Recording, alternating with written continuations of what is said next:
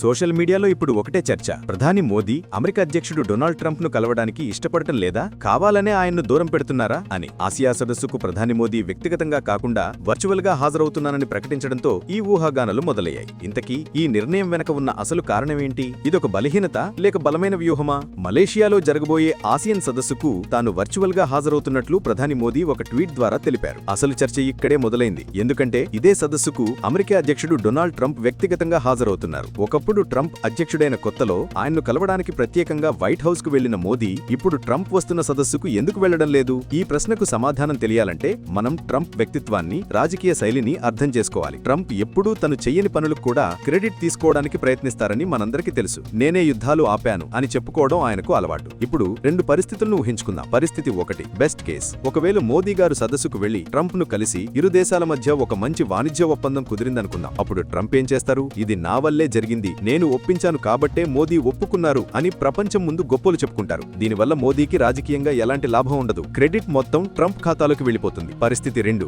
Worst case. ఒకవేళ సమావేశం జరిగి ఏ ఒప్పందం కుదరలేదనుకుందాం. అప్పుడు ట్రంప్ ఊరుకుంటాడా? నేను ప్రయత్నించాను కానీ భారతదేశం సహకరించలేదు అంటూ నింద మొత్తం మనపై వేస్తాడు. ఇది ప్రధానికి, దేశానికి అంతర్జాతీయంగా అవమానకరం. అంటే వ్యక్తిగతంగా కలిస్తే మోదీకి గెలుపు అనే ఆప్షనే లేదు. గెలిస్తే క్రెడిట్ రాదు, ఓడిపోతే అవమానం తప్పదు. ఇదే అసలైన రాజకీయ చదరంగం. దీనికి తోడు బీహార్ ఎన్నికలు కూడా సమీపిస్తున్న తరుణంలో ప్రతిపక్షాలకు అనవసరంగా ఒక అస్త్రం ఇవ్వడం మోదీకి ఇష్టం లేదు. అందుకే ఆయన చాలా తెలివిగా ఈ నో విన్ సిచ్యువేషన్ నుండి తప్పుకున్నారు. వర్చువల్ గా హాజరవడం ద్వారా గౌరవాన్ని కాపాడుకుంటూనే అనవసరమైన రిస్క్ ను కూడా తప్పించుకున్నారు. ప్రధాని మోదీ తీసుకున్న ఈ నిర్ణయం సరైందేనని మీరు భావిస్తున్నారా? ఇదొక తెలివైన రాజకీయ ఎత్తుగడ అని మీరు అనుకుంటున్నారా? కింద కామెంట్స్ లో మీ అభిప్రాయం చెప్పండి. ఈ విశ్లేషణ మీకు నచ్చితే వీడియోను అందరికీ షేర్ చేయండి. జై హింద్.